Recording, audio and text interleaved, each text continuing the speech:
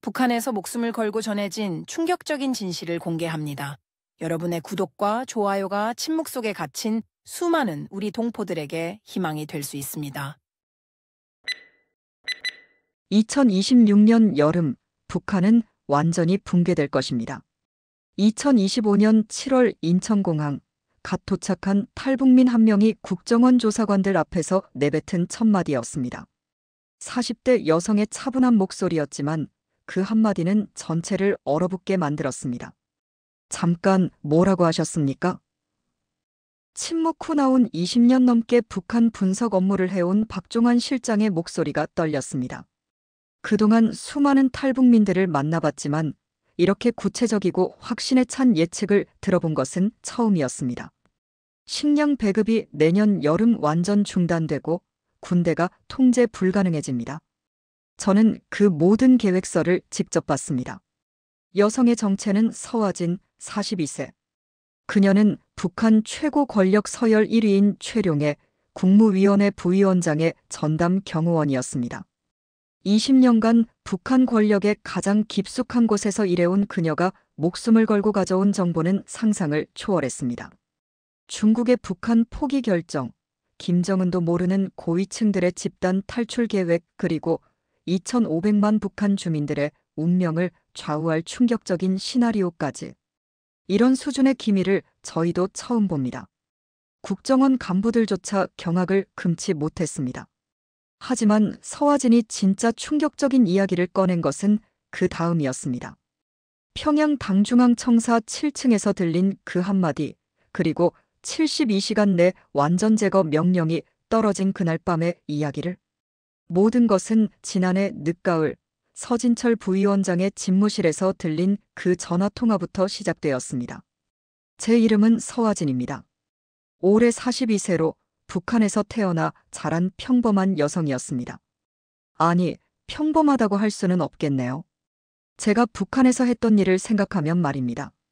저는 최룡의 국무위원회 부위원장의 전담 경호원이었습니다. 북한에서 여성이 최고 권력층의 경호를 맡는다는 것, 그것은 정말 특별한 일이었죠. 지금 돌이켜보면 모든 것이 운명이었던 것 같습니다. 제가 어떻게 그 자리에 오르게 되었는지, 그리고 왜 목숨을 걸고 이 땅으로 와야만 했는지, 모든 것이 하나의 큰 그림 안에서 연결되어 있었습니다. 우선 제 가족 이야기부터 해야겠네요. 아버지 서명국은 한국전쟁 참전용사 출신이었습니다. 1950년 당시 20살이던 아버지는 인민군 제사단에서 복무하며 서울 탈환작전에 참가했습니다. 전쟁이 끝난 후 아버지는 당에서 특별히 인정받아 평양시당 간부로 발탁되었고 저희 가문은 그때부터 소위 핵심 계층에 속하게 되었습니다. 어머니 김옥선은 평양교원대학을 졸업한 수재였습니다. 그 시절 여성이 대학을 나온다는 것 자체가 드문 일이었는데 어머니는 김일성대학 연구소에서 일하며 아버지와 만나 결혼했습니다. 저는 1983년 평양에서 태어났고 어릴 때부터 혁명의 후세대라는 기대를 한몸에 받으며 자랐습니다. 아버지는 늘 제게 말씀하셨습니다. 화진아, 우리 가문은 조선의 해방과 건설에 목숨 바친 가문이다. 너는 그 전통을 이어받아 당과 인민을 위해 살아야 한다. 그런 아버지의 교육 덕분에 저는 어릴 때부터 체력 단련과 무술 훈련에 매진했습니다. 평양체육대학 부설 무도장에서 태권도와 유도를 배웠고 고등중학교 시절에는 사격과 격투기까지 익혔습니다. 20살 되던 해 제 인생을 바꾼 사건이 일어났습니다. 2003년 어느 여름날 저는 만경대 유의장에서 김정은 동지의 경호 업무를 보조하는 임무를 맡게 되었습니다. 당시 김정은 동지는 19살의 청년이었고 아직 공식적으로 후계자로 지명되기 전이었지만 이미 특별한 대우를 받고 있었습니다. 그날 오후 김정은 동지가 동강물 놀이장에서 수영을 하고 계셨습니다. 저는 여성 경호원으로서 물가에서 주변을 경계하고 있었는데 갑자기 물속에서 이상한 움직임이 보였습니다. 김정은 동지가 깊은 곳으로 헤엄쳐 가시다가 갑자기 물 아래로 가라앉는 것이었습니다. 다른 경호원들은 즉시 물로 뛰어들 수 없는 상황이었습니다. 당시 북한에서는 최고 지도자, 가족 앞에서 물에 들어가는 것조차 불경으로 여겨졌거든요. 저는 한치의 망설임도 없이 옷을 입은 채로 물속으로 뛰어들었습니다. 물속에서 김정은 동지는 이미 의식을 잃고 계셨습니다. 나중에 알고 보니 어릴 때부터 앓고 있던 심장질환 때문에 갑작스럽게 발작이 일어난 것이었습니다. 저는 평소 익힌 구조훈련을 바탕으로 김정은 동지를 물 밖으로 끌어올렸고 인공호흡을 실시했습니다. 다행히 얼마 후 김정은 동지가 의식을 되찾으셨습니다. 그날 밤 김정일 국방위원장님께서 직접 저를 불러들이셨습니다. 서화진 동무, 자네가 우리 정은이를 구해줬다고 들었네. 자네가 아니었다면 큰일 날 뻔했어. 김정일 위원장님의 눈에는 진심 어린 고마움이 담겨 있었습니다. 앞으로 정은이 곁에서 특별히 경호 업무를 맡아달라. 자네 같은 충직한 일꾼이 필요하다네. 그렇게 저는 21살의 김정은 동지의 전담 경호원이 되었습니다. 여성이라는 점이 오히려 장점이 되었던 것 같습니다. 다른 남성 경호원들과 달리 저는 김정은 동지의 개인적인 일상까지 가까이에서 지킬 수 있었거든요. 특히 여성 관련 업무나 가족 행사 등에서는 저만이 할 수 있는 역할들이 있었습니다. 하지만 제가 맡은 진짜 임무는 단순한 경우가 아니었습니다. 2010년 김정은 동지가 공식적으로 후계자로 지명된 후 저는 새로운 임무를 부여받았습니다. 바로 당 고위층 가족들, 특히 권력층 여성들의 동향을 감시하고 보고하는 일이었습니다. 화진이, 자네는 여성이라는 특성을 살려 우리가 접근하기 어려운 곳까지 들어갈 수 있네. 당시 조직지도부 제1부부장이었던 김경애 동지가 직접 저에게 말씀하셨습니다. 권력층 부인들의 모임, 자녀들의 교육 현장, 이런 곳에서 나오는 정보들은 때로는 공식 보고서보다 더 중요할 수 있어. 그래서 저는 공식적으로는 김정은 동지의 경호원이었지만 실제로는 당 조직지도부 직속의 특별정보요원이었습니다. 평양의 권력층 사택과 외교관 자녀들이 다니는 특수학교, 고위 간부 부인들의 외화상점 모임 등을 정기적으로 감시했습니다. 이런 특별한 위치 덕분에 저는 북한 권력의 가장 깊숙한 곳까지 들여다볼 수 있었습니다. 2015년부터는 서진철 국무위원회 부위원장의 업무까지 지원하게 되었는데 이것이 제 인생의 또 다른 전환점이 되었습니다. 서진철 동지는 김정은 동지의 최측근 중 한 명으로 대외 정책과 중국과의 관계를 총괄하는 핵심 인물이었습니다. 겉으로는 충성스러운 혁명 동지였지만 저는 그의 개인 집무실에서 일하면서 점점 이상한 점들을 발견하게 되었습니다. 서진철 동지는 매주 화요일 저녁이면 중국어로 된 긴 전화통화를 했습니다. 상대방은 중국 내 고위 인사인 것 같았는데 대화 내용이 보통의 업무 협의와는 달랐습니다. 시간이 얼마 남지 않았다. 준비는 거의 끝났다. 그쪽에서 신호를 주면 즉시 움직이겠다 같은 표현들이 자주 들렸습니다. 또한 서진철 동지의 개인 금고에는 이상한 문서들이 많았습니다. 중국 내 북한 고위층 자녀들의 명단, 해외은행 계좌 정보, 그리고 연착륙 시나리오라는 제목의 두꺼운 파일까지 있었습니다. 당시에는 그것이 무엇을 의미하는지 정확히 알지 못했지만 뭔가 심상치 않다는 느낌은 들었습니다. 2024년 가을부터는 서진철 동지의 행동이 더욱 수상해졌습니다. 평소와 달리 자주 중국을 방문했고 돌아올 때마다 비밀스러운 회의를 소집했습니다. 그 회의에는 외무성, 인민경제위원회, 심지어 국가보위성의 고위 간부들까지 참석했습니다. 저는 여성이라는 이유로 그런 중요한 회의에는 참석할 수 없었지만 회의 전후 상황을 지켜보며 뭔가 큰 일이 벌어지고 있다는 것을 직감했습니다. 특히 회의 참석자들의 표정이 심각했고 회의가 끝나고 나면 모두들 무거운 침묵 속에서 각자의 자리로 돌아갔습니다. 그해 겨울, 저에게는 개인적으로도 큰 변화가 있었습니다. 남편 박철성과 결혼한 지 15년 만에 둘째 아이가 태어났던 것입니다. 첫째 딸 은별이가 15살, 둘째 아들 은호가 갓 태어났으니 저희 가족은 그 어느 때보다 행복했습니다. 하지만 그 행복도 잠시였습니다. 2025년 1월 어느 날 밤 서진철 동지의 집무실에서 들린 한마디가 제 인생을 완전히 바꿔놓았습니다. 그날 밤 저는 늦은 시간까지 서진철 동지의 일정 정리를 하고 있었습니다. 서진철 동지는 집무실 안쪽 응접실에서 누군가와 통화를 하고 계셨는데 갑자기 목소리가 커졌습니다.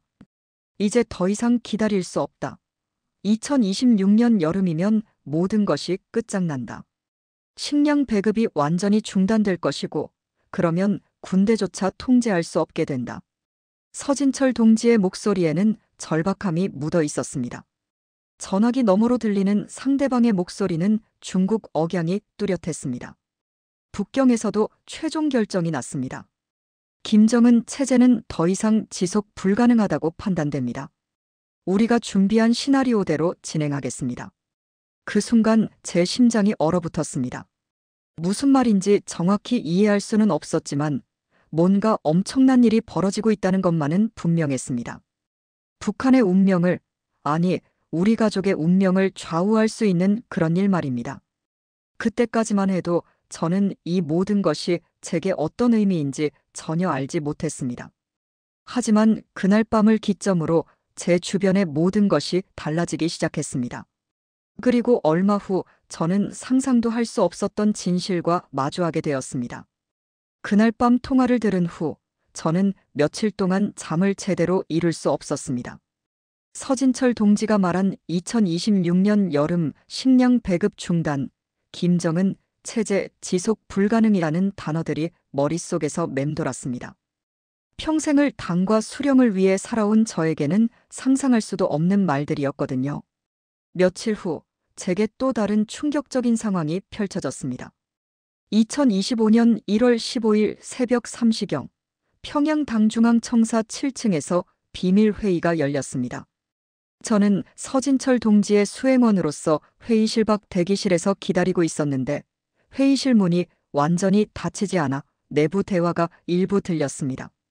참석자들은 서진철 부위원장을 비롯해 리수용 외무상, 박정천 총참모장, 그리고 국가계획위원회와 인민경제위원회의 주요 간부들이었습니다. 이렇게 핵심 인물들이 한자리에 모이는 것은 매우 드문 일이었습니다. 동지들, 우리가 확보한 최신 정보를 공유하겠습니다. 서진철 동지의 목소리가 회의실 밖까지 들렸습니다.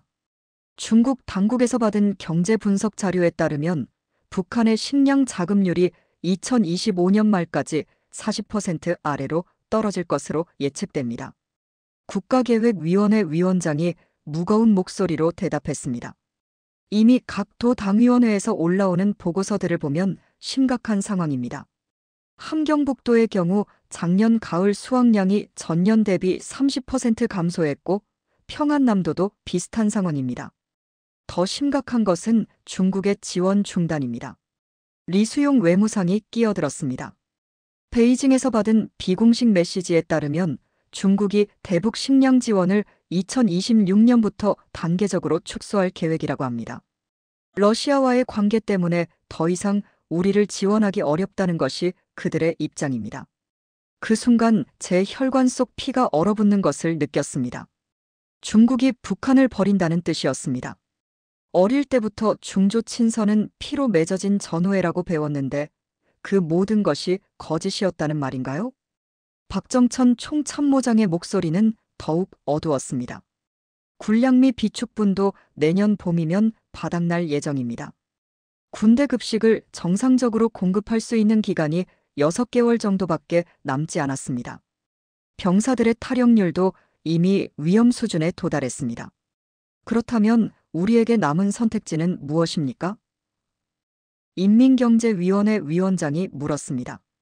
잠시 침묵이 흘렀습니다. 그리고 서진철 동지가 조심스럽게 입을 열었습니다. 중국 측에서 제안한 연착륙 시나리오를 검토해볼 시점인 것 같습니다. 급작스러운 체제 붕괴보다는 점진적인 변화를 통해 주민들의 피해를 최소화하는 방향으로 말입니다. 연착륙 시나리오라는 단어를 다시 들은 순간 제 머릿속이 하얘졌습니다. 서진철 동지의 금고에서 봤던 그 문서를 떠올렸거든요. 그것은 단순한 정책 검토 자료가 아니라 북한 체제의 종료를 전제로 한 구체적인 계획이었던 것입니다. 회의는 새벽 5시까지 계속되었고 참석자들은 모두 무거운 표정으로 회의실을 나섰습니다. 저는 서진철 동지를 모시고 집무실로 돌아왔지만 그날 하루 종일 제대로 된 업무를 할 수가 없었습니다. 다음 날 아침 서진철 동지는 저에게 특별한 업무를 지시했습니다. 화진이, 오늘 내 개인 금고에서 USB 하나를 꺼내어 복사본을 만들어달라. 절대 내용을 보지는 말고 복사 후 원본은 다시 금고에 넣어둬라. 하지만 인간의 호기심이란 참으로 무서운 것입니다. USB를 컴퓨터에 연결하는 순간 저도 모르게 폴더를 열어보게 되었습니다. 그리고 그 안에서 제가 상상할 수도 없었던 충격적인 내용들을 발견했습니다. 첫 번째 폴더는 경제 붕괴 시나리오였습니다. 2024년부터 2026년까지의 상세한 경제 지표 분석과 예측이 들어 있었는데 그 내용은 정말 끔찍했습니다. 2025년 말 식량 자급률 35%, 2026년 여름 배급 체계 완전 중단, 같은 해 가을 전국적 기근 발생 가능성 80% 이상이라고 적혀 있었습니다. 두 번째 폴더는 군부 동향 분석이었습니다. 인민군 각 부대별 충성도 평가와 함께 반란 가능성 높은 부대 목록까지 정리되어 있었습니다. 특히 함경북도와 양강도 지역 부대들의 위험도가 높게 평가되어 있었는데 이유는 식량 공급 부족과 탈영병 증가 때문이었습니다. 가장 충격적인 것은 세 번째 폴더인 고위층 대피 계획이었습니다. 당과 정부의 핵심 인물들과 그 가족들을 중국과 러시아로 대피시키는 구체적인 계획서였습니다. 대피 순서, 이동 경로, 중국 내 임시 거주지, 심지어 개인별 준비 자금까지 세세하게 기록되어 있었습니다. 그 목록을 보는 순간 저는 온몸이 떨렸습니다. 김정은 동지의 이름은 없었지만 김여정을 비롯한 김씨 일가의 측근들, 그리고 서진철 동지를 포함한 주요 간부들의 이름이 모두 있었습니다. 심지어 저의 이름까지 서진철 수행원이라는 항목에 포함되어 있었습니다. 마지막 폴더는 중국 측 협상 내용이었습니다. 이 문서를 보고 저는 정말 숨이 막혔습니다. 중국이 북한 체제 종료 후 한반도 북부 지역의 임시관리를 맡고 북한 주민들의 대량 난민화를 방지하기 위해 국경 지역에 난민 수용소를 설치한다는 내용이었습니다. 더욱 놀라운 것은 김정은 처리 방안이라는 항목이었습니다. 김정은 동지를 중국으로 망명시킨 후 명목상 지도자 지위는 유지하되 실질적 권력은 중국이 임명한 과도정부가 행사한다는 계획이었습니다. 마치 만주국 때의 푸이 황제처럼 말입니다. USB 내용을 다 본 후 저는 한동안 멍하니 앉아있을 수밖에 없었습니다. 제가 평생 믿고 살아온 모든 것들이 허물어지는 느낌이었습니다. 조국도, 당도, 수령도 모두가 거대한 거짓말이었다는 것을 깨달았습니다. 그날 밤 집에 돌아온 저는 남편에게 모든 것을 털어놓고 싶었습니다. 하지만 차마 입에서 말이 나오지 않았습니다. 여보, 우리나라가 1년 안에 망할지도 몰라라고 어떻게 말할 수 있겠습니까? 특히 저 대신 갓 태어난 둘째를 돌보는 남편에게 그런 절망적인 이야기를 할 수는 없었습니다. 며칠 후 서진철 동지에게서 또 다른 충격적인 지시가 내려왔습니다. 화진아, 앞으로 중국 선양 총영사관과의 연락 업무를 내가 담당해라. 매주 금요일마다 암호화된 메시지를 전달하는 일이다. 그 메시지들을 보면서 저는 북한 고위층과 중국 당국 간의 밀약이 얼마나 구체적으로 진행되고 있는지 알 수 있었습니다. 중국은 이미 북한 붕괴를 기정사실로 받아들이고 있었고 단지 그 과정에서 발생할 수 있는 혼란을 최소화하려고 했을 뿐이었습니다. 2025년 2월 들어서면서 상황은 더욱 악화되었습니다. 함경북도 무산 지역에서 탄광 노동자들의 집단 시위가 발생했고 평안남도에서는 배급 중단에 항의하는 주민들이 군량고를 습격하는 사건까지 일어났습니다. 물론 이런 소식들은 일반 주민들에게는 전혀 알려지지 않았지만 당 고위층에서는 매일 긴급대책회의가 열렸습니다. 가장 심각한 문제는 군대의 동요였습니다. 인민군 제구군단에서 집단 탈영 사건이 발생했고 일부 부대에서는 지휘관들이 부대원들과 함께 중국으로 도주하는 일까지 벌어졌습니다. 국경 경비대조차 제대로 통제되지 않는 상황이었습니다. 3월 어느 날 서진철 동지는 저에게 비밀 임무를 하나 더 맡겼습니다. 화진아, 내가 개인적으로 준비하고 있는 것들이 있다. 혹시 상황이 급변할 경우를 대비해서 말이다. 내 가족들도 미리 준비를 해두는 것이 좋겠다. 그 말을 듣는 순간 제 등골이 오싹해졌습니다. 서진철 동지조차 개인적인 탈출을 준비하고 있다는 뜻이었습니다. 북한의 미래에 대해 더 이상 희망을 갖지 않는다는 것을 의미했죠. 그날 밤 집에 돌아온 저는 처음으로 남편에게 진실을 털어놓았습니다. 물론 모든 것을 다 말할 수는 없었지만 적어도 우리 가족이 위험한 상황에 처해 있다는 것만큼은 알려줘야 했습니다. 철성아, 혹시 우리가 이곳을 떠날 수도 있다는 생각을 해본 적 있어? 저는 조심스럽게 운을 뗐습니다. 남편은 깜짝 놀란 표정으로 저를 바라봤습니다. 무슨 말이야? 갑자기 왜 그런 이야기를? 그냥 만약의 이야기야. 정말 만약에 우리가 다른 곳에서 살아야 한다면 어떻게 할 거야? 남편은 잠시 생각하더니 제 손을 꼭 잡았습니다. 화진아, 무슨 일이 있는 거야? 내가 이런 말을 하는 것은 처음이잖아. 그때 저는 처음으로 눈물을 흘렸습니다. 지금까지 숨겨왔던 모든 두려움과 절망감이 한꺼번에 쏟아져 나왔습니다. 미안해, 철성아. 나도 정확히 설명할 수는 없지만 뭔가 큰 변화가 올 것 같은 느낌이 들어. 그 후로 저희 부부는 매일 밤 아이들이 잠든 후 조용히 대화를 나눴습니다. 당장은 아무것도 할 수 없었지만 적어도 마음의 준비는 해두자는 것이 저희의 결론이었습니다. 하지만 4월에 들어서면서 상황은 제가 예상했던 것보다 훨씬 빠르게 악화되었습니다. 그리고 어느 날 새벽 정말 상상할 수도 없었던 일이 벌어졌습니다. 2025년 4월 3일 새벽 3시, 저는 서진철 동지의 급한 전화를 받았습니다. 화진아, 지금 당장 사무실로 나와. 긴급한 일이 생겼어. 사무실에 도착한 저는 서진철 동지의 창백한 얼굴을 보고 깜짝 놀랐습니다. 평소에 침착하기로 유명했던 그가 이렇게 당황한 모습을 보인 것은 처음이었습니다. 화진아, 모든 것이 끝났다. 서진철 동지의 목소리는 떨리고 있었습니다. 김정은 동지가 우리의 계획을 알아챘어. 지금 당장 우리 모두가 체포될 위험에 처해 있다. 그 순간 제 머릿속이 하얘졌습니다. 그동안 은밀히 진행되어 온 모든 계획들이 발각되었다는 뜻이었습니다. 그리고 그것은 관련된 모든 사람들의 죽음을 의미했습니다. 지금 어떻게 해야 합니까? 제가 떨리는 목소리로 물었습니다. 서진철 동지는 잠시 망설이더니 무거운 입을 열었습니다. 화진아, 나는 이미 각오를 했다. 하지만 너는 달라. 너에게는 아직 어린 아이들이 있지 않아? 지금이라도 가족들과 함께 이곳을 떠나야 해. 그 말을 듣는 순간 저는 제 인생에서 가장 어려운 선택의 기로에 서 있다는 것을 깨달았습니다. 조국을 배신하는 것인가 아니면 가족을 지키는 것인가?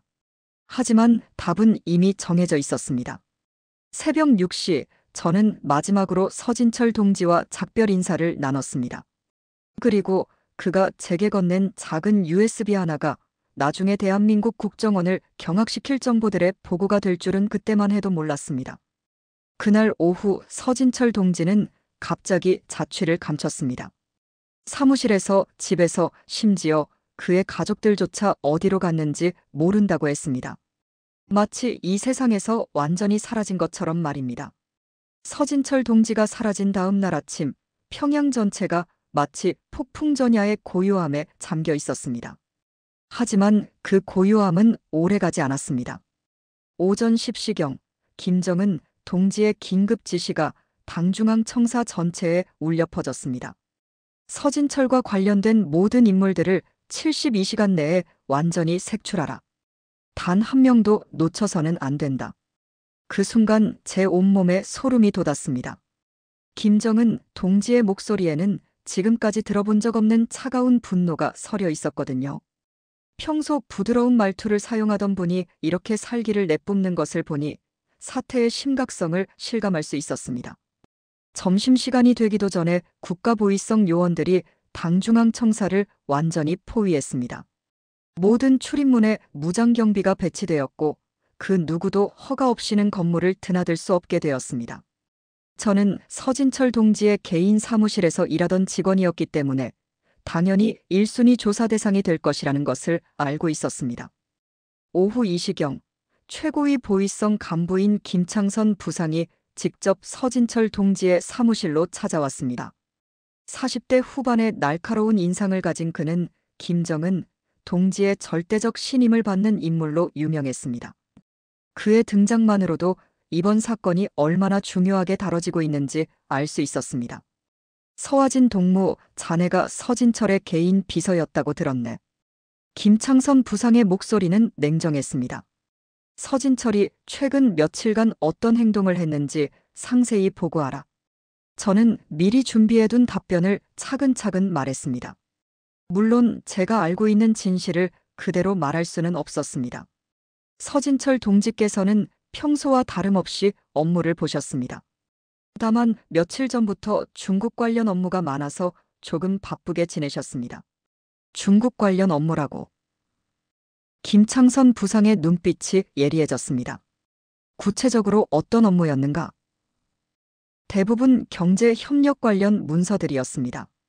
무역협정이나 투자 유치 관련 자료들을 정리하고 번역하는 일들이었습니다. 저는 최대한 침착하게 대답했습니다.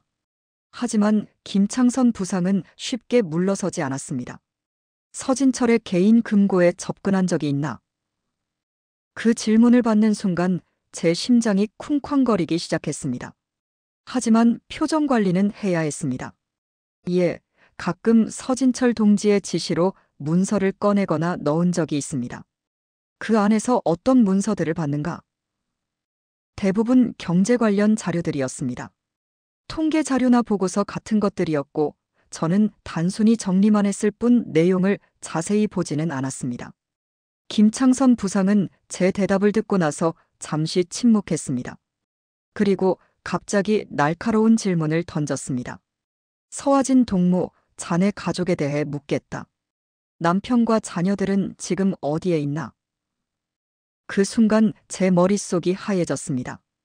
가족을 언급한다는 것은 이미 그들까지 조사 대상에 포함시켰다는 뜻이었습니다. 남편은 평양기계공장에서 일하고 있고 큰딸은 김일성 종합대학 예과에 다니고 있습니다.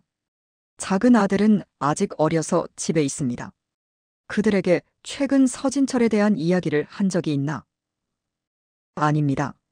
업무상 알게 된 내용을 가족에게 말하는 것은 당의 규율에 어긋나는 일이니까요. 조사는 3시간 동안 계속되었습니다. 김창선 부상은 같은 질문을 다른 방식으로 계속 반복했고 제 대답에서 모순점을 찾으려고 애썼습니다. 하지만 다행히 제가 미리 준비한 답변들이 일관성을 유지했기 때문에 큰 의심을 받지는 않았습니다. 조사가 끝난 후 저는 당분간 사무실 출입이 금지되었다는 통보를 받았습니다. 집에서 대기하면서 추가 조사에 응할 준비를 하라는 것이었습니다.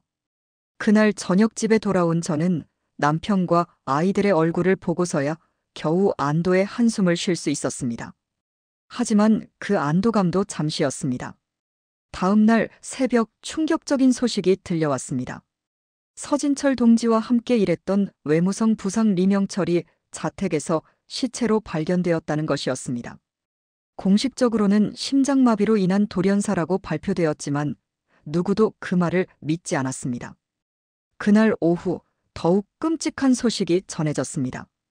국가계획위원회 부위원장 박성우가 출근길에 교통사고로 사망했다는 것이었습니다. 그리고 저녁에는 인민경제위원회 국장 김철수가 실족사로 목숨을 잃었다는 소식까지 들렸습니다. 모두 서진철 동지와 밀접한 관련이 있던 사람들이었습니다. 72시간이라는 시한을 두고 진행된 숙청이 이미 시작된 것이었습니다. 저는 그제서야 제가 얼마나 위험한 상황에 처해 있는지 깨달았습니다. 그날 밤 저는 남편에게 더 이상 숨길 수 없는 진실을 털어놨습니다. 철성아, 우리가 정말 위험한 상황에 있어. 내가 서진철 동지의 개인 비서 역할도 했었는데 그분이 중국과 연결된 일들을 하고 계셨던 것 같아. 남편의 얼굴이 창백해졌습니다. 무슨 말이야? 그럼 너도 연루된 거야? 아직은 확실하지 않지만 관련자들이 하나씩 사라지고 있어. 우리도 언제 어떻게 될지 모르는 상황이야. 남편은 잠시 말없이 앉아 있더니 제 손을 꼭 잡았습니다. 그럼 우리 어떻게 해야 하지? 일단 평상시처럼 생활하면서 상황을 지켜봐야겠어. 혹시 모르니까 비상시를 대비한 준비도 해두자. 다음 날부터 저희 부부는 조용히 준비 작업을 시작했습니다. 비상금을 모으고 중요한 서류들을 정리하고 만약의 상황에 대비한 계획을 세웠습니다. 물론 이 모든 것들을 아이들에게는 들키지 않게 해야 했습니다. 하지만 3일째 되는 날 정말 끔찍한 일이 벌어졌습니다. 제가 서진철 동지의 금고에서 몰래 복사해둔 USB가 발견된 것입니다. 아니, 정확히는 제가 그 존재를 스스로 드러내고 말았습니다. 그날 아침 보위성에서 서진철 동지의 사무실 전체를 샅샅이 수색했습니다. 그들은 금고를 열고 모든 문서를 조사했는데 그 과정에서 일부 파일에 복사본이 있다는 것을 알아냈습니다. 복사기의 사용 기록을 조회한 결과 저의 출입 카드가 마지막으로 사용된 시점과 일치했던 것입니다.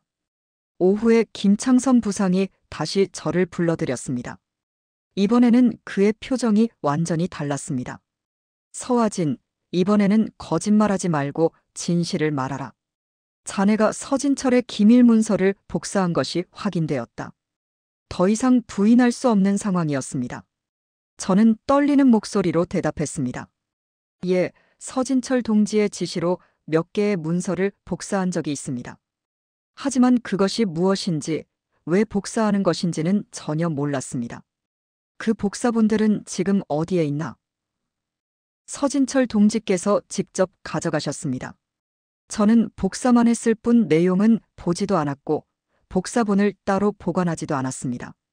김창선 부상은 제 대답을 듣고 잠시 생각하더니 무서운 말을 했습니다. 서화진, 자네 가족들을 조사해야겠다. 혹시 자네가 집으로 가져간 자료가 있을 수도 있으니까. 그 순간 제 혈관 속 피가 얼어붙었습니다. 가족까지 조사한다는 것은 이미 저를 완전히 의심하고 있다는 뜻이었습니다. 특히 북한에서 가족 조사라는 것은 고문과 협박을 의미했습니다. 부상님, 제 가족은 정말 아무것도 모릅니다. 저도 업무와 관련된 이야기는 집에서 일절하지 않았습니다. 그것은 조사해봐야 알 일이다. 그날 저녁 정말 끔찍한 일이 벌어졌습니다. 보위성 요원들이 저희 집을 급습한 것입니다. 그들은 집안의 모든 것을 뒤졌고 남편과 큰딸 은별이를 따로 불러내어 조사했습니다. 은별이가 울면서 제게 달려와 말했습니다. 엄마, 무서운 아저씨들이 계속 이상한 질문을 해요. 엄마가 집에서 무슨 이야기를 했는지, 어떤 서류를 가져온 적이 있는지 계속 물어봐요. 그 순간 제 마음이 찢어질 것 같았습니다. 15살밖에 안 된 아이가 이런 무서운 상황에 처하게 된 것이 모두 제 잘못이었습니다. 평생을 당과 수령을 위해 충성스럽게 살아왔는데 결국 제 가족이 이런 고통을 받게 될 줄은 꿈에도 생각하지 못했습니다. 다음 날 아침 더욱 충격적인 소식이 들려왔습니다. 은별이가 다니는 김일성 종합대학 예과에까지 보위성 요원들이 나타났다는 것이었습니다. 그들은 은별이의 담임 선생님과 친구들에게까지 저에 대한 질문을 했습니다. 엄마, 학교에서 친구들이 모두 저를 이상하게 봐요. 선생님도 저에게만 차갑게 대하시고. 은별이는 눈물을 흘리며 말했습니다. 그때 저는 더 이상 이 상황을 지켜볼 수 없다고 결심했습니다. 제가 어떻게 되든 상관없지만 제 아이들까지 이런 고통을 받게 할 수는 없었습니다. 어머니로서 가족을 지켜야 한다는 책임감이 그 어떤 두려움보다 컸습니다. 그날 밤 저는 남편과 마지막 대화를 나눴습니다. 철성아, 우리가 더 이상 여기서 버틸 수 없을 것 같아. 아이들을 위해서라도 다른 선택을 해야 할 때가 온 것 같아. 남편도 지난 며칠간의 상황을 보면서 심각성을 깨달았습니다. 그럼 정말로 떠나야 하는 거야. 다른 방법이 없어. 이대로 있으면 우리 가족 모두가 위험해져. 그리고 바로 그 순간 창밖에서 이상한 소리가 들렸습니다. 몰래 밖을 내다본 남편이 창백한 얼굴로 돌아왔습니다. 화진아, 우리 집 주변에 보위성 요원들이 있어. 완전히 포위된 것 같아. 그 말을 듣는 순간 저는 모든 것이 끝났다는 것을 깨달았습니다. 72시간이라는 시한이 거의 다 되어가고 있었고 이제 저희 가족의 차례가 온 것이었습니다.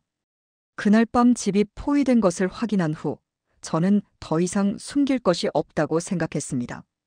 어차피 모든 것이 드러날 바에야 남편에게라도 진실을 말해야겠다고 결심했습니다. 아이들이 잠든 후 저는 서진철 동지의 USB에서 봤던 내용들을 남편에게 상세히 털어놨습니다. 남편아, 내가 지금부터 하는 말은 정말 믿기 어려울 거야. 하지만 우리 가족의 생명이 걸린 문제니까 끝까지 들어줘. 저는 떨리는 목소리로 말문을 열었습니다. 중국이 북한을 완전히 포기하기로 결정했어. 2026년 여름이면 우리나라가 완전히 붕괴될 거라고 예측하고 있고 그에 대비한 구체적인 계획까지 세워놨어. 남편의 얼굴이 점점 창백해졌습니다.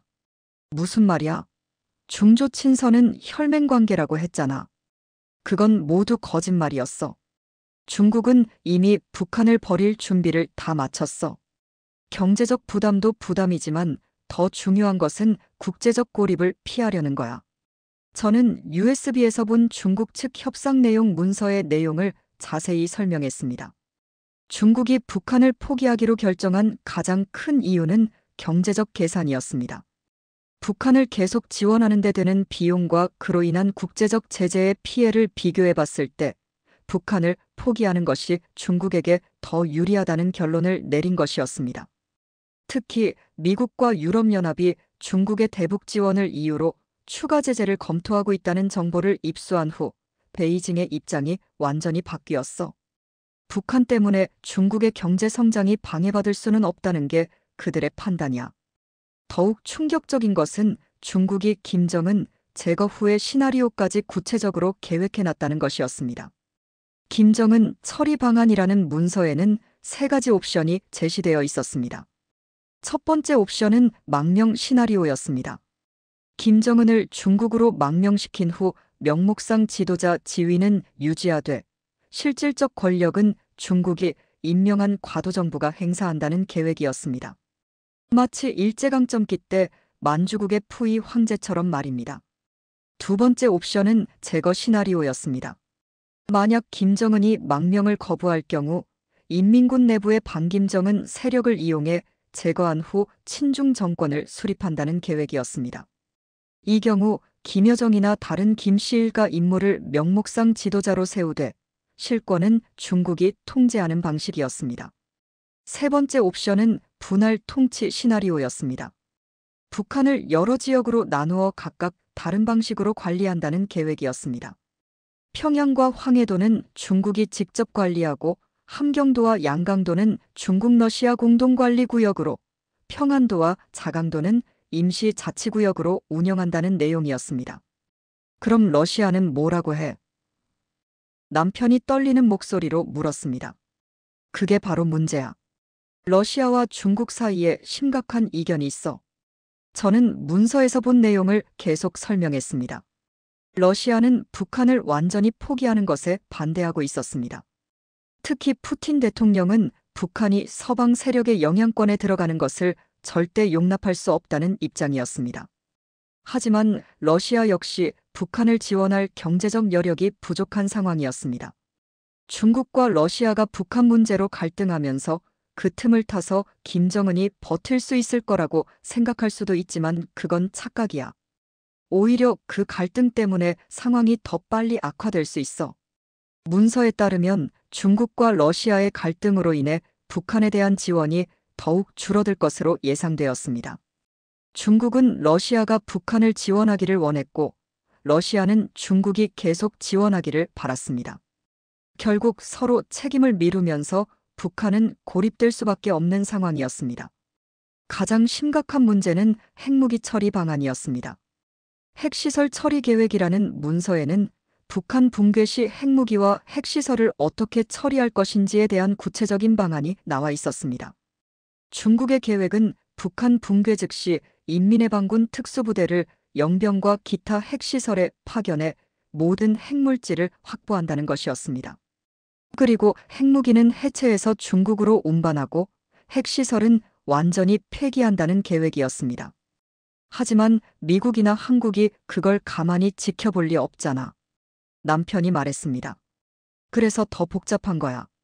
중국은 미국과 한국이 개입하기 전에 기정사실을 만들어버리려고 해. 북한이 붕괴되면 24시간 내에 모든 핵시설을 장악한다는 계획이야. 더욱 무서운 것은 주민 대량 탈출 시나리오였습니다. 북한 붕괴 시 수백만 명의 주민들이 중국과 한국으로 대량 이주할 것을 대비한 계획이었습니다. 중국의 계획은 북중 국경에 거대한 난민 수용소를 건설해서 탈북민들을 임시 수용한 후 점진적으로 중국 내 다른 지역으로 분산 배치한다는 것이었습니다. 하지만 이것은 탈북민들을 중국의 저임금 노동력으로 활용하려는 의도가 숨어 있었습니다. 그럼 한국으로 가려는 사람들은 어떻게 해? 남편이 물었습니다. 한국행은 최대한 막으려고 해. 중국 입장에서는 탈북민들이 한국으로 가면 한국의 영향력이 커지는 걸 의미하거든. 문서에는 한국 정부와의 협상 내용도 있었습니다.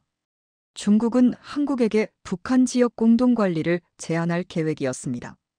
한국이 통일 비용을 혼자 감당하기 어려울 것이라는 점을 이용해서 중국도 북한 지역 관리에 참여하겠다는 제안을 할 예정이었습니다.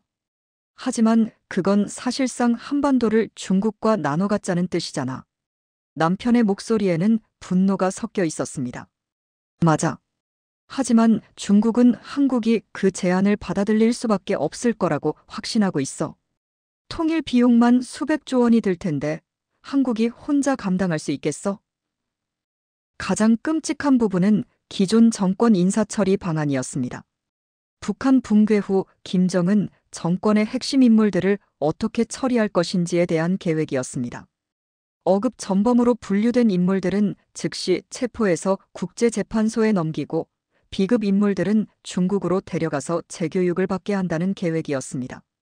시급 인물들은 신분을 숨기고 중국 내에서 새로운 삶을 시작할 수 있도록 도와준다는 내용이었습니다.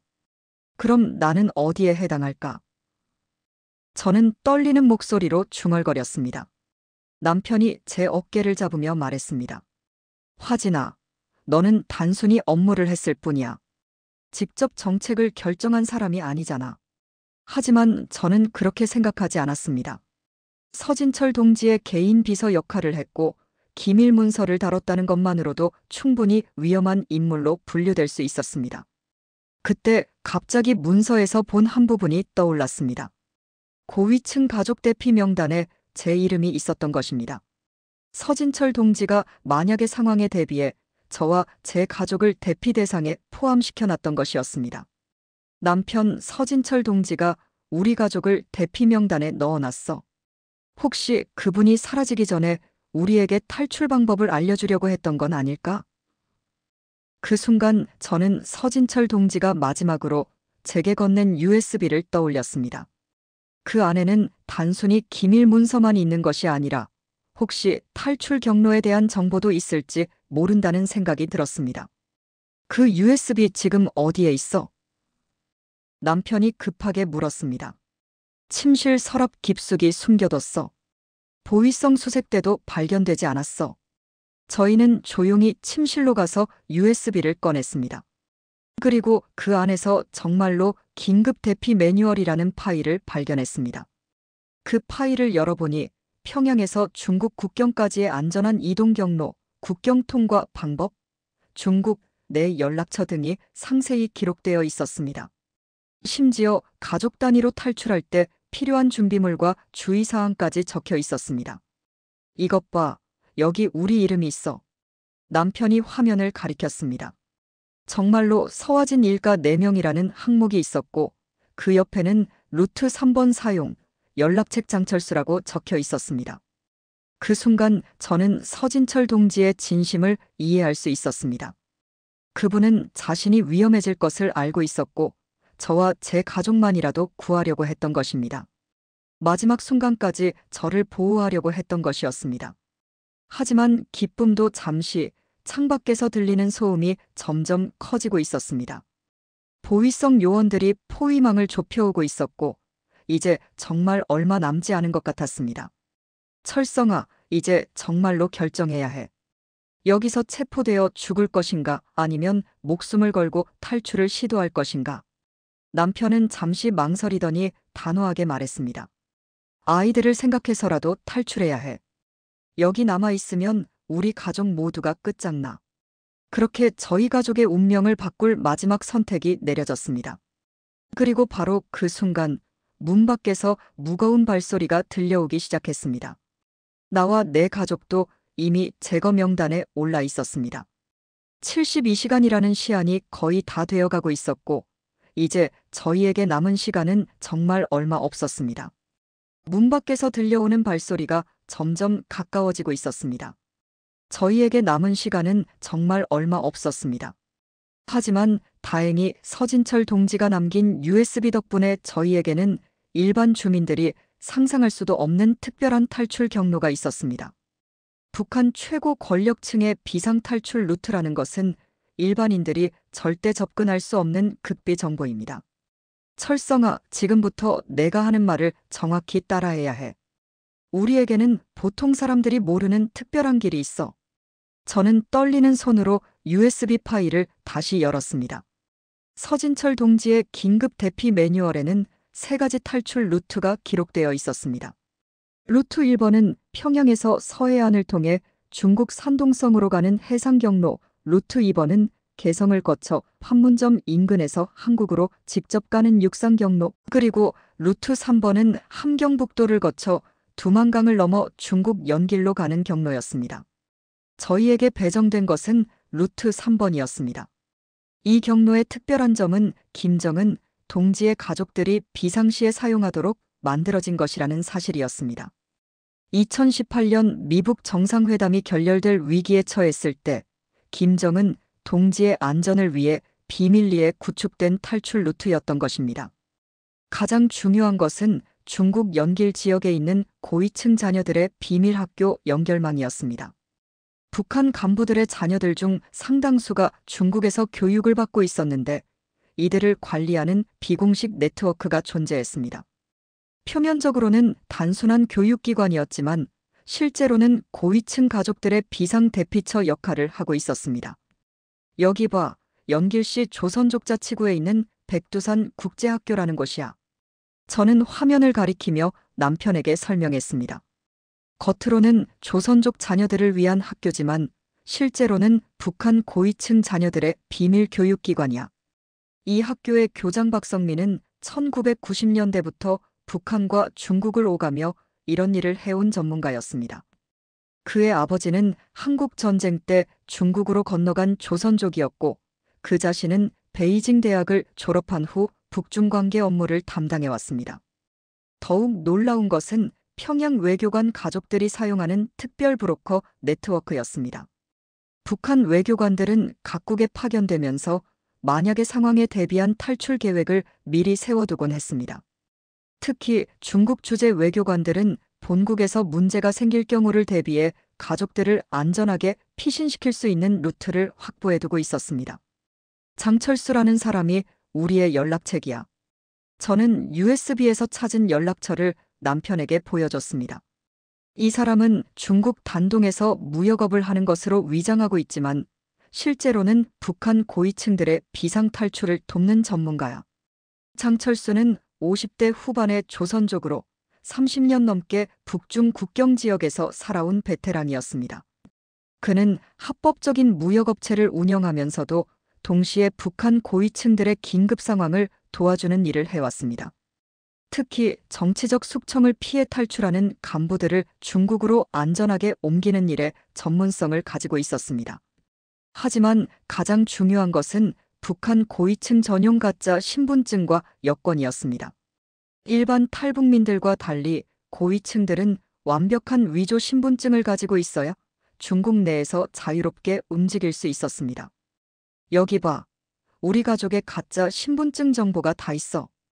USB 파일을 보니 정말로 저희 가족 4명의 위조 신분증 정보가 상세히 기록되어 있었습니다. 저는 김미숙 38세, 길림성 연길시 거주 조선족, 남편은 리성호 41세, 연길시 소재 무역회사 직원, 큰딸은 김은영 15세, 연길 제3중학교 학생, 둘째는 리진호 1세, 무직로 설정되어 있었습니다. 심지어 중국 내 거주지 주소와 직장 정보까지 완벽하게 준비되어 있었습니다. 더욱 놀라운 것은 이런 위조 신분증들이 단순히 가짜가 아니라 중국 공안 시스템에 실제로 등록되어 있다는 것이었습니다. 장철수와 그의 네트워크가 중국 공안 내부의 협력자들과 연결되어 있어서 이런 일이 가능했던 것입니다. 그럼 이제 구체적으로 어떻게 움직여야 하는 거야? 남편이 물었습니다. 탈출 계획은 매우 치밀했습니다. 먼저 평양에서 청진까지는 기차를 이용하되 서진철 동지의 공문서를 사용해서 업무 출장으로 위장하는 것이었습니다.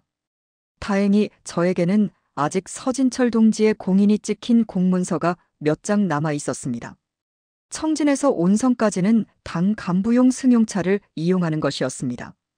이 구간에서는 제가 국무위원회 파견 조사관으로 행세하면서 가족들을 수행원으로 데리고 다니는 것으로 위장하는 계획이었습니다. 가장 위험한 구간은 온성에서 두만강까지였습니다. 이 구간에서는 완전히 비밀리에 움직여야 했습니다. 장철수가 준비한 안내인의 도움을 받아서 국경을 넘는 것이었습니다. 준비물도 정확히 챙겨야 해. 저는 USB의 체크리스트를 읽어줬습니다. 각자 배낭 하나씩만 가져가되 그 안에는 최소한의 옷가지와 비상금 그리고 중국에서 사용할 휴대폰과 신분증이 들어가야 했습니다. 특히 북한에서 사용하던 모든 물건들은 버려야 했습니다. 작은 것 하나라도 북한 제품이 발견되면 즉시 의심받을 수 있었거든요. 가장 어려운 것은 아이들을 어떻게 설득할 것인가였습니다. 특히 15살인 은별이에게는 어느 정도 진실을 말해야 했습니다. 은별아, 엄마가 중요한 이야기를 해야겠다. 저는 딸을 조용히 불러냈습니다. 엄마, 무슨 일이에요? 요즘 집 분위기가 너무 이상해요. 은별이는 이미 뭔가 심상치 않다는 것을 눈치채고 있었습니다. 은별아, 우리가 잠시 다른 곳으로 가야 할 것 같다. 엄마의 직장에서 문제가 생겨서 당분간 피해 있어야 해. 어디로 가는데요? 중국으로 갈 거야. 거기서 새로운 학교에 다니게 될 거고 새로운 이름으로 살게 될 거야. 은별이의 얼굴이 창백해졌습니다. 그럼 우리가 탈북하는 거예요? 그 단어를 들은 순간 제 가슴이 철렁 내려앉았습니다. 하지만 이제 더 이상 숨길 수는 없었습니다. 그래, 은별아. 우리가 여기 남아있으면 모두 위험해져. 엄마가 너희들을 지켜야 해. 은별이는 잠시 말없이 있더니 제 손을 꼭 잡았습니다. 엄마, 저는 엄마를 믿어요. 엄마가 하자는 대로 할게요. 그 순간 저는 눈물을 참을 수 없었습니다. 15살밖에 안 된 아이가 이런 상황을 이해하고 받아들인다는 것이 너무 고마우면서도 마음 아팠습니다. 밤 12시가 넘어서야 모든 준비가 끝났습니다. 각자 배낭 하나씩을 준비하고 중국에서 사용할 신분증과 돈을 숨겨 넣었습니다. 가장 아까운 것은 가족 사진들이었지만 그것들도 모두 버려야 했습니다. 새벽 3시, 드디어 출발 시간이 되었습니다. 하지만 바로 그 순간 상상하지 못했던 일이 벌어졌습니다. 창밖을 내다본 남편이 급하게 저를 불렀습니다. 화진아, 큰일 났어. 보위성 요원들이 집 앞에 있어. 완전히 포위된 것 같아. 정말로 집 주변에는 검은 옷을 입은 요원들이 여러 명 배치되어 있었습니다. 그들은 집의 모든 출입구를 감시하고 있었고 일부는 이미 건물 안으로 들어온 것 같았습니다. 어떻게 하지? 이제 나갈 수도 없는 상황인데. 남편의 목소리가 떨렸습니다. 하지만 저에게는 한 가지 희망이 있었습니다. 철성아, 우리 집 지하실 있는 거 알지? 거기서 옆 건물로 연결되는 통로가 있어. 저는 남편에게 속삭였습니다. 북한의 고위층 사택들은 대부분 지하 연결 통로를 가지고 있었습니다. 전쟁이나 폭격에 대비한 방공시설이었지만 동시에 비상 탈출로로도 사용할 수 있었습니다. 저희 집 지하실에서는 옆 건물의 지하실로 연결되는 좁은 터널이 있었습니다. 그 터널을 통해 세 블록 떨어진 당 간부 사택까지 갈 수 있었고 거기서 다시 지상으로 나올 수 있었습니다. 정말 위험한 방법이지만 지금으로서는 다른 선택이 없어. 저는 가족들을 지하실로 안내했습니다. 터널은 성인 한 명이 겨우 기어갈 수 있을 정도로 좁았습니다. 특히 갓 돌이된 은호를 안고 기어가는 것은 정말 힘들었습니다. 하지만 가족의 생명이 걸린 상황에서 불가능한 일은 없었습니다. 30분 넘게 터널을 기어간 끝에 저희는 세 블록 떨어진 건물의 지하실에 도착했습니다. 다행히 그 건물은 현재 비어있는 상태였고 보위성의 포위망밖에 있었습니다. 이제 어떻게 하지? 남편이 물었습니다. 원래 계획대로라면 평양역에서 기차를 타야 했지만 이미 그곳도 감시받고 있을 가능성이 높았습니다. 하지만 제게는 또 다른 방법이 있었습니다. 간부동지의 전용 차량 기지가 평양 외곽에 있어. 거기서 차를 한 대 빌려서 바로 청진으로 갈 수 있어. 이것은 정말 위험한 방법이었습니다.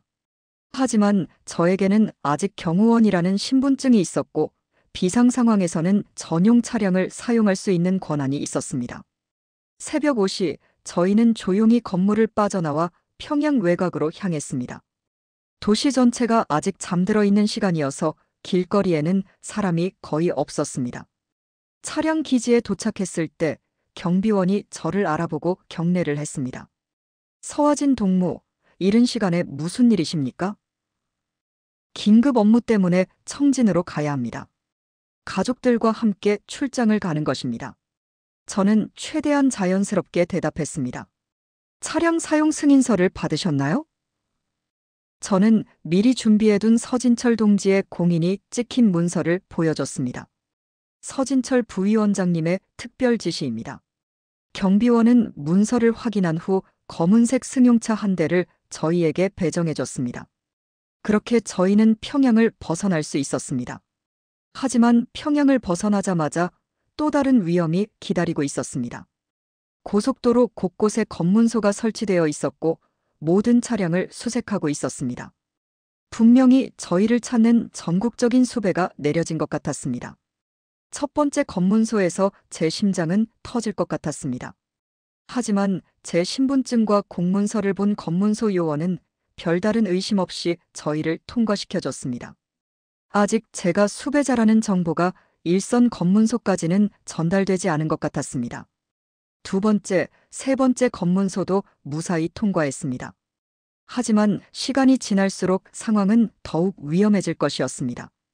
곧 제 얼굴 사진이 모든 검문소에 배포될 것이고, 그러면 더 이상 이런 방법으로는 이동할 수 없을 것이었습니다.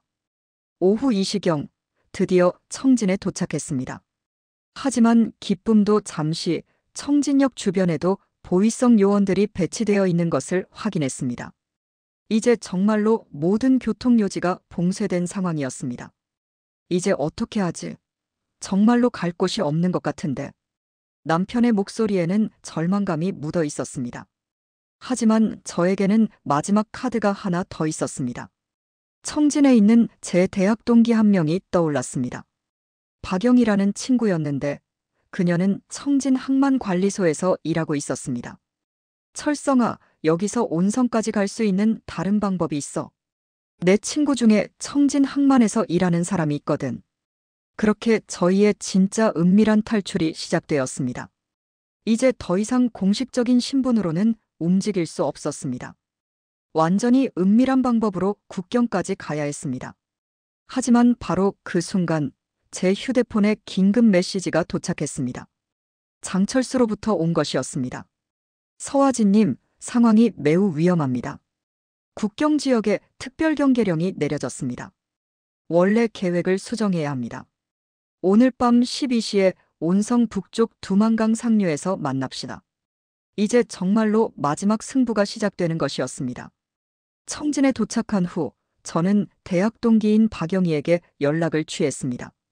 다행히 그녀는 저를 기억하고 있었고 갑작스러운 만남 요청에도 흔쾌히 응해주었습니다. 화진아, 정말 오랜만이다. 그런데 갑자기 청진에 웬일이야? 영희는 반가워하면서도 약간 의아해했습니다. 응급한 일이 생겨서 온성까지 가야 하는데 혹시 도움을 받을 수 있을까? 저는 최대한 자연스럽게 부탁했습니다. 온성? 거기까지는 차로 3시간은 걸릴 텐데. 무슨 일인데 그렇게 급해? 저는 미리 준비한 거짓 이야기를 했습니다. 시아버님이 온성에 계시는데 갑자기 쓰러지셨다는 연락이 와서 가족들과 함께 급히 가봐야 해. 영희는 동정심 어린 표정을 지으며 도와주겠다고 했습니다. 그럼 우리 항만 관리소 트럭을 하나 빌려줄게. 온성까지 가는데 검문소에서도 별 문제 없을 거야. 저녁 7시 저희는 영희가 마련해준 화물 트럭을 타고 청진을 출발했습니다. 트럭 운전사는 영희의 남편 김철호였는데 그는 자주 온성 지역으로 화물을 운송하는 일을 해서 그 지역에 대해 잘 알고 있었습니다. 온성까지 가는 길에 검문소가 3곳 있어요. 하지만 항만관리소 트럭이니까 큰 문제는 없을 겁니다. 철호가 말했습니다. 하지만 첫 번째 검문소에서부터 상황이 심상치 않았습니다. 평소보다 훨씬 많은 보위성 요원들이 배치되어 있었고 모든 차량을 상세히 검문하고 있었습니다.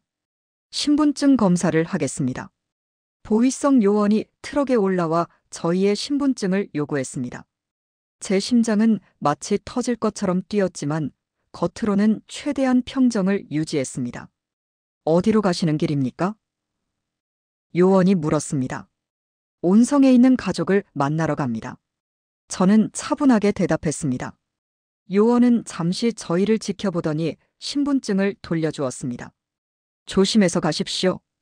2번째 검문소도 무사히 통과했지만 3번째 검문소에서는 정말 위험한 상황이 벌어졌습니다.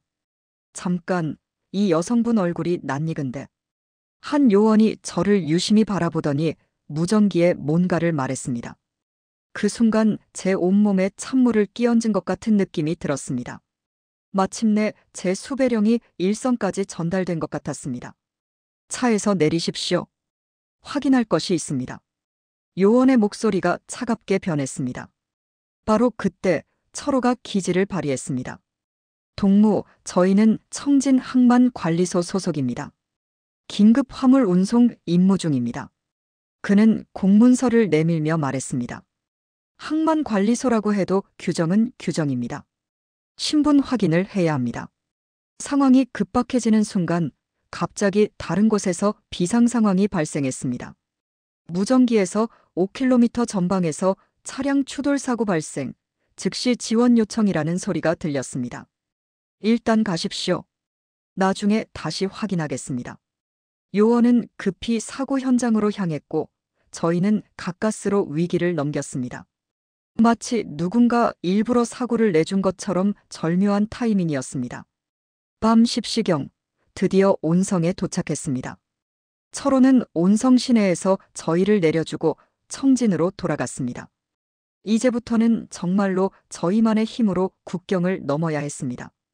장철수와의 약속 장소는 온성 북쪽 두만강 상류였습니다. 하지만 그곳까지 가려면 시가지를 완전히 벗어나 산길로 가야 했습니다. 엄마, 너무 무서워요. 은별이가 제 손을 꼭 잡았습니다. 괜찮아, 은별아. 조금만 더 참으면 안전한 곳에 갈 수 있어. 저는 딸을 안심시키려고 했지만 사실 저 자신도 무서웠습니다. 밤 11시 저희는 온성 외곽의 산길로 들어섰습니다. 손전등 불빛에 의존해서 험한 산길을 걸어야 했는데 특히 갓돌이 된 은호를 안고 가는 것은 정말 힘들었습니다.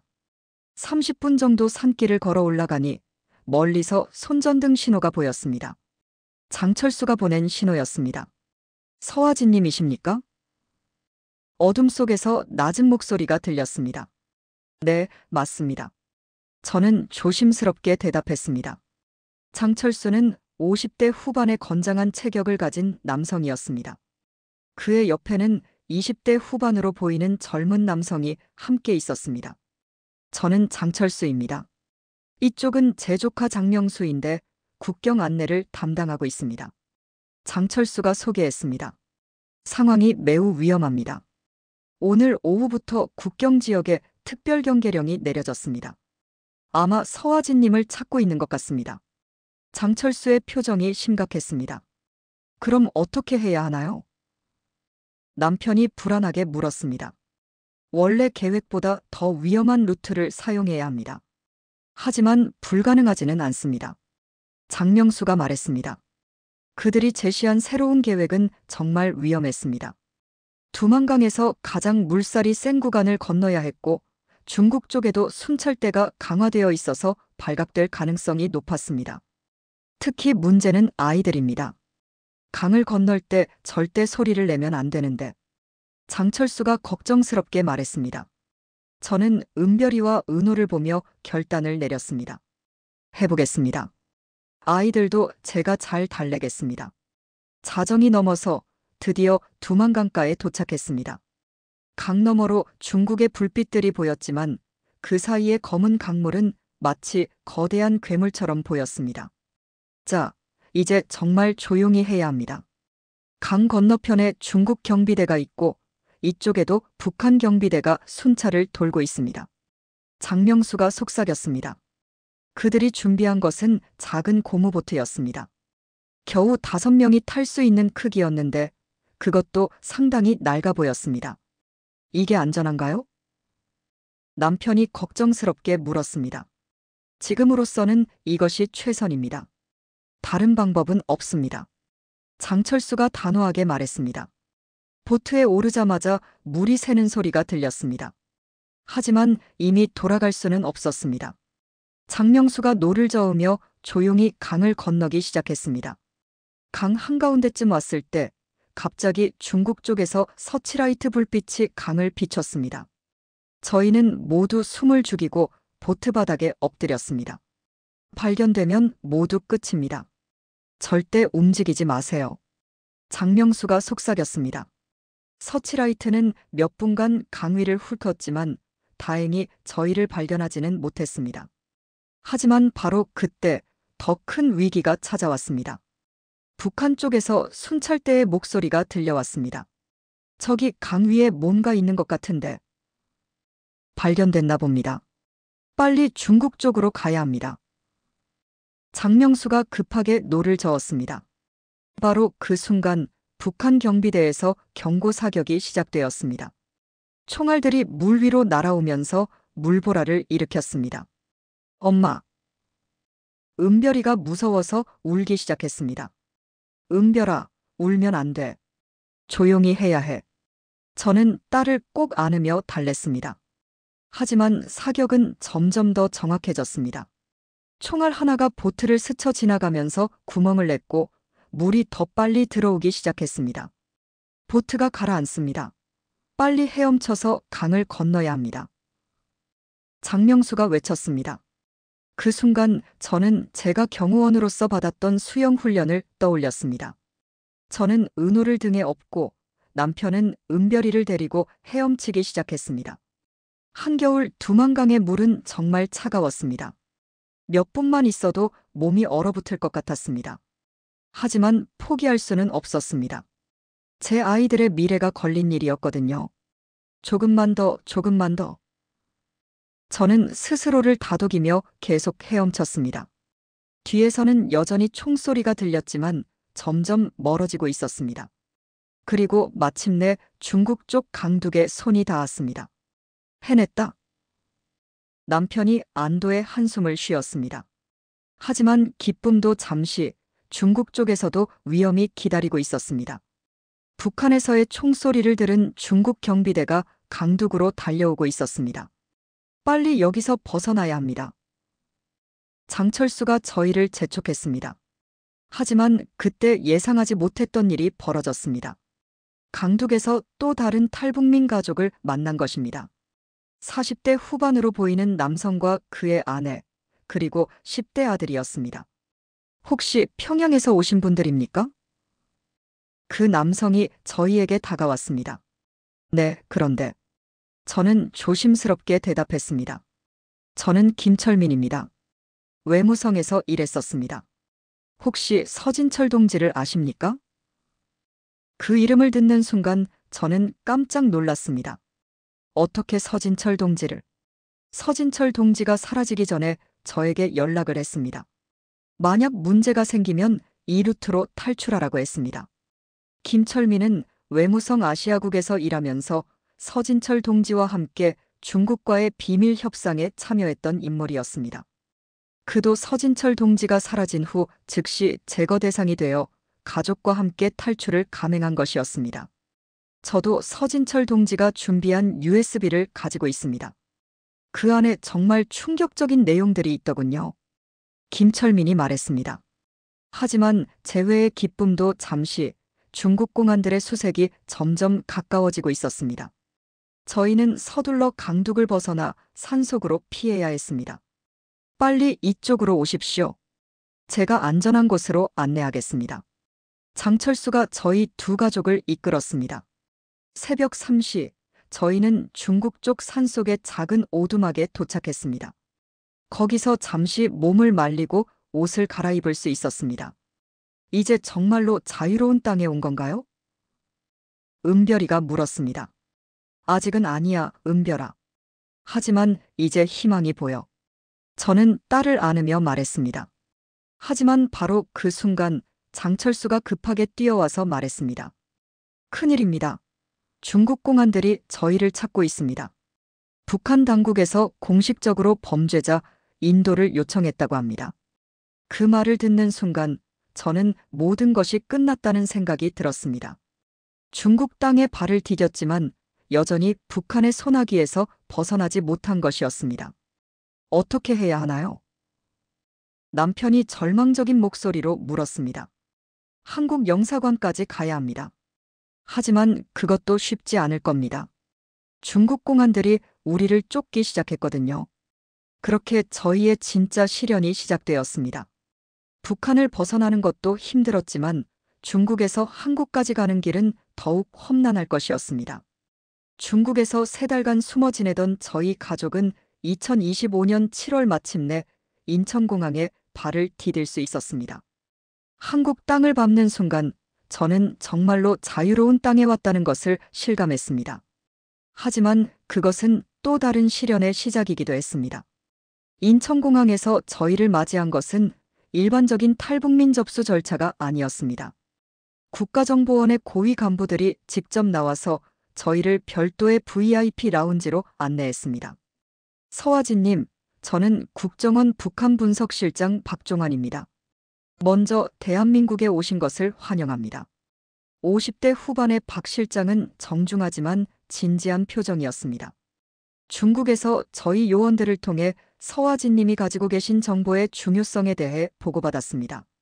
일반적인 조사보다는 좀 더 체계적인 조사가 필요할 것 같습니다. 그렇게 저는 일반 탈북민들이 가는 하나원이 아닌 국정원 안전가옥에서 한 달간 머물며 특별조사를 받게 되었습니다.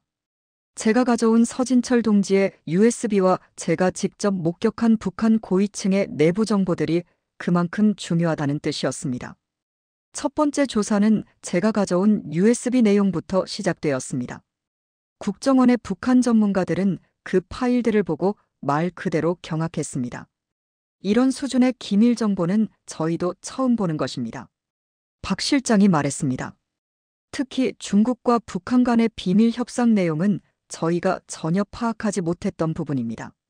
제가 제공한 정보 중에서 한국 정부를 가장 놀라게 한 것은 중국의 한반도 정책 전환이었습니다.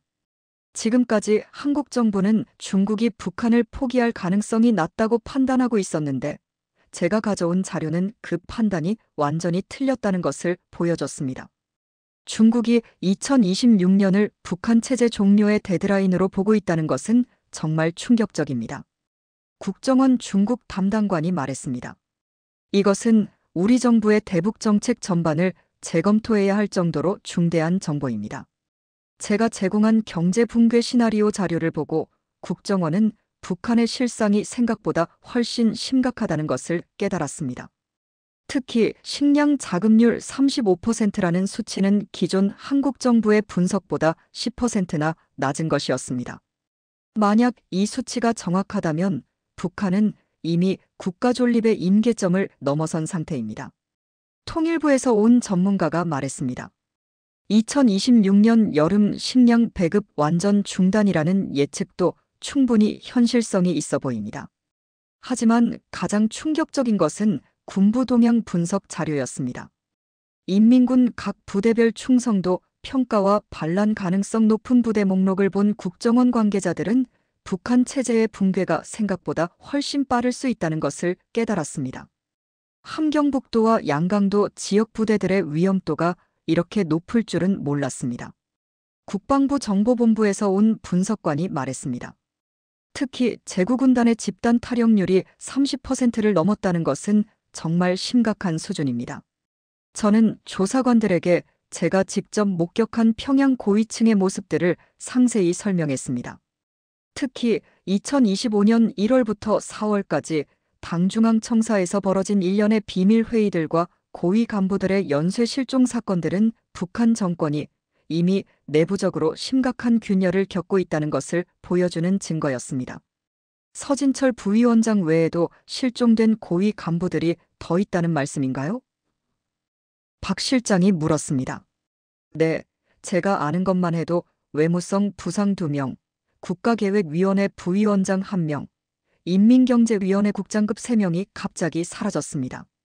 모두 중국과 관련된 업무를 담당했던 사람들이었습니다. 이 정보를 들은 국정원은 북한 내부의 정치적 혼란이 외부에서 파악한 것보다 훨씬 심각하다는 것을 깨달았습니다. 특히 대중국 정책을 담당하던 핵심 인물들이 대량으로 제거되거나 실종되었다는 것은 북중 관계에 근본적인 변화가 일어나고 있다는 신호였습니다. 하지만 제가 제공한 정보 중에서 한국 정부를 가장 당황시킨 것은 고위층 대피 계획이었습니다. 북한 고위층들이 이미 해외 도피를 위한 구체적인 준비를 마쳤다는 것은 그들이 북한 체제의 미래에 대해 완전히 포기했다는 것을 의미했습니다. 이 명단을 보니 당과 정부의 핵심 인물들 대부분이 포함되어 있네요. 통일부 차관이 말했습니다. 이것은 사실상 북한 정권의 집단 탈출 계획이라고 봐야겠습니다. 더욱 놀라운 것은 북한 고위층들의 해외 자산 목록이었습니다. 스위스, 싱가포르, 말레이시아 등지의 은행에 개설된 비밀 계좌들과 중국 내 부동산, 심지어 유럽의 별장까지 상세히 기록되어 있었습니다. 김정은 일가만 해도 해외 자산이 30억 달러가 넘는다고 나와 있네요. 국정원 금융정보분석실장이 말했습니다. 이 정도 규모라면 이미 탈출 후의 생활까지 완벽하게 준비해둔 것 같습니다. 제가 제공한 정보를 바탕으로 한국 정부는 급히 대응책을 마련하기 시작했습니다. 특히 북한 붕괴 시 발생할 수 있는 대량 난민 유입과 핵시설 관리 문제에 대한 새로운 계획을 세워야 했습니다. 서화진 님이 제공해 주신 정보 덕분에 우리가 몰랐던 북한의 실상을 정확히 파악할 수 있게 되었습니다. 박 실장이 말했습니다. 하지만 동시에 우리가 준비해야 할 일들이 얼마나 많은지도 깨달았습니다. 한국 정부가 가장 우려한 것은 통일 비용 문제였습니다. 기존에는 북한 경제의 점진적 회복을 전제로 한 통일 비용을 계산했는데 제가 제공한 정보에 따르면 북한 경제가 완전히 붕괴된 상태에서 통일이 이뤄질 가능성이 높았습니다. 최악의 시나리오로는 통일 비용이 기존 추산의 3배까지 늘어날 수 있습니다. 기획재정부에서 온 담당관이 말했습니다.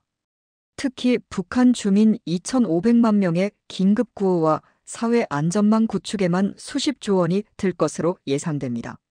하지만 더 큰 문제는 중국의 개입 가능성이었습니다.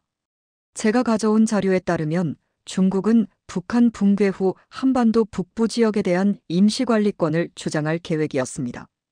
이는 사실상 한반도 분할을 의미하는 것이었습니다. 중국이 북한 지역 공동관리를 제한할 경우 우리 정부의 입장을 명확히 해야 합니다. 외교부 북미국장이 말했습니다. 하지만 현실적으로 중국의 군사적 개입을 막을 방법이 마땅치 않은 것도 사실입니다. 이런 상황에서 제가 제공한 또 다른 중요한 정보는 북한 내 친한 세력에 대한 것이었습니다. 비록 소수이지만 북한 내에도 한국식 개혁 개방을 지지하는 인물들이 있었고 이들과의 연결고리를 확보하는 것이 중요했습니다. 김철민 외무성 국장과 같은 인물들이 더 있다면 북한 붕괴 후 과도정부 구성에 큰 도움이 될 것입니다. 통일부 정책기획관이 말했습니다. 한 달간의 조사가 끝나고 저는 마침내 일반 탈북민들과 같은 과정을 밟게 되었습니다. 하지만 그 전에 박 실장이 저에게 특별한 제안을 했습니다. 서화진님, 정부에서 북한 전문자문위원으로 일해주셨으면 합니다. 님의 경험과 지식이 앞으로 우리나라의 통일정책 수립에 큰 도움이 될 것 같습니다. 저는 그 제안을 흔쾌히 받아들였습니다. 북한에서의 경험을 바탕으로 조국 통일에 기여할 수 있다는 것이 영광스러웠습니다. 하지만 조사 과정에서 알게 된 한 가지 더 충격적인 사실이 있었습니다. 제가 가져온 USB에는 제가 보지 못한 암호화된 파일이 하나 더 있었던 것입니다. 국정원의 해독 전문가들이 그 파일을 열어본 결과 그 안에는 더욱 놀라운 내용이 들어 있었습니다. 서화진님, 이 파일을 보셨습니까? 박 실장이 저를 다시 불렀습니다. 아니요, 그런 파일이 있는 줄도 몰랐습니다. 이 파일에는 북한의 핵무기 정확한 보유 현황과 위치가 상세히 기록되어 있습니다. 그리고 박 실장은 잠시 말을 멈췄습니다. 그리고 뭐가 더 있나요? 김정은이 최후의 순간에 핵무기를 사용할 구체적인 계획까지 나와 있습니다. 그 순간 저는 온몸이 얼어붙는 것을 느꼈습니다. 북한의 붕괴가 단순히 정권 교체로 끝나는 것이 아니라 한반도 전체를 핵전쟁의 참화로 몰아넣을 수도 있다는 것을 깨달았습니다. 하지만 더 큰 비밀이 아직 남아 있었습니다. 박 실장의 말에 저는 더욱 긴장했습니다. 어떤 비밀 말인가요? 서진철이 사라지기 전에 또 다른 USB를 누군가에게 전달했다는 정보를 입수했습니다. 그 안에는 김정은의 핵무기 사용 계획을 무력화시킬 수 있는 방법이 들어있다고 합니다. 그 말을 듣는 순간 저는 북한 붕괴가 단순한 정권 교체가 아니라 한반도의 운명을 좌우할 거대한 역사적 전환점이 될 것이라는 것을 깨달았습니다. 그리고 제가 그 중요한 순간의 증인이자 동시에 참여자가 되었다는 것도 말입니다. 2025년 5월 저는 드디어 하나원에 입소했습니다. 국정원에서의 한 달간 조사가 끝나고 나서야 일반적인 탈북민 적응 과정을 시작할 수 있었습니다. 하지만 제게는 이미 특별한 임무가 주어진 상태였습니다. 정부의 북한 전문자문위원으로서 통일정책 수립에 참여하는 것이었습니다. 하나원에서의 시간은 제 인생에서 가장 의미 있는 시간 중 하나였습니다. 자유민주주의라는 것이 무엇인지, 인간의 기본권이라는 것이 얼마나 소중한지를 처음으로 제대로 배웠습니다. 서화진님, 북한에서는 투표를 해보신 적이 있나요? 하나원의 정치교육 담당 선생님이 물었습니다. 네, 있습니다. 하지만 그건 진짜 투표가 아니었어요. 저는 솔직하게 대답했습니다. 후보자도 하나뿐이고 무조건 찬성표를 던져야 했거든요. 그럼 여기서는 어떨까요? 여러 후보 중에서 자신이 원하는 사람을 선택할 수 있다면 어떤 기분일 것 같나요? 그 질문을 받는 순간 저는 정말로 자유로운 땅에 왔다는 것을 실감했습니다. 제가 원하는 사람을 제 의지로 선택할 수 있다는 것, 그것이 바로 민주주의의 본질이었습니다. 하나원에서 가장 감동적이었던 것은 70세 이상의 어르신들과의 만남이었습니다. 통일부에서 주최한 세대 간 대화 프로그램에 참여하게 되었는데 그때 만난 분들은 제게 큰 깨달음을 주었습니다. 화진이, 우리가 젊을 때는 정말 통일이 금방 될 줄 알았어. 78세의 박영수 할아버지가 말씀하셨습니다. 한국 전쟁을 겪은 우리 세대로서는 분단이 이렇게 오래 갈 줄은 몰랐지. 할아버지께서는 북한을 어떻게 생각하세요? 제가 조심스럽게 물었습니다. 북한도 우리와 같은 민족이야. 체제는 다르지만 핏줄은 같잖아. 너희들이 이렇게 와서 우리와 함께 살 수 있다는 것만으로도 고마운 일이지. 그 말씀을 들으면서 저는 눈물을 흘렸습니다.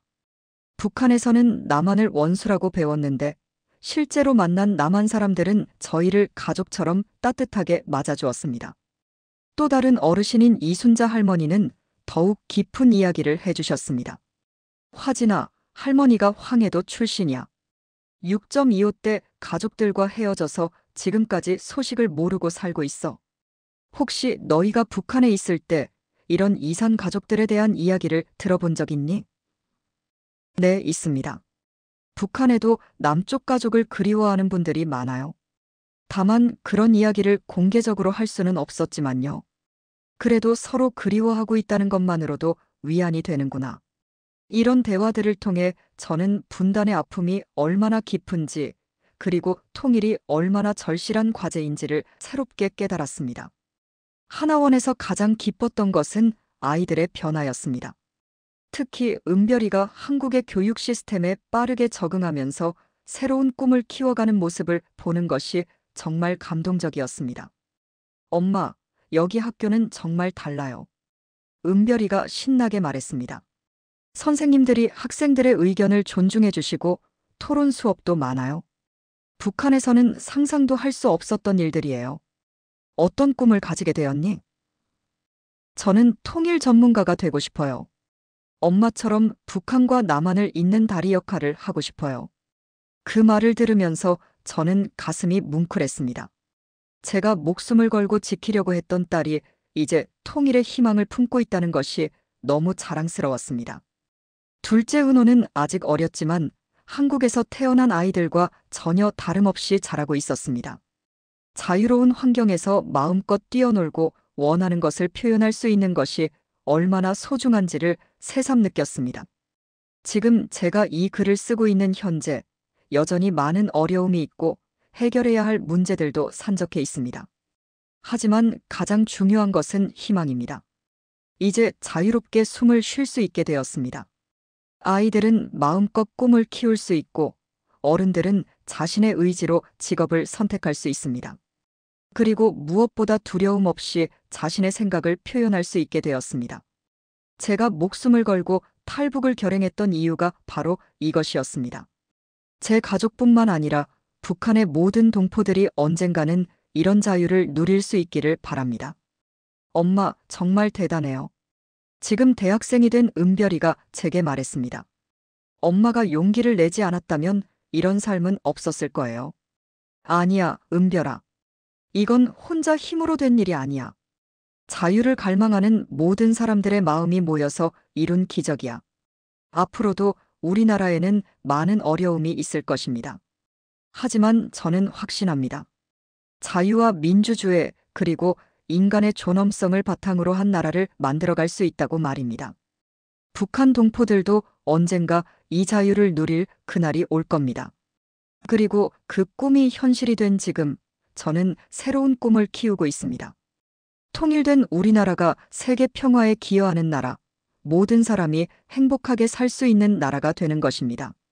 이것이 바로 제가 목숨을 걸고 지키려 했던 꿈이었고 앞으로도 계속 지켜나갈 꿈입니다. 끝까지 들어주신 따뜻한 마음을 가진 여러분이야말로 진정한 애국자입니다. 이 이야기가 더 많은 사람들에게 전해질 수 있도록 구독으로 동참해주세요.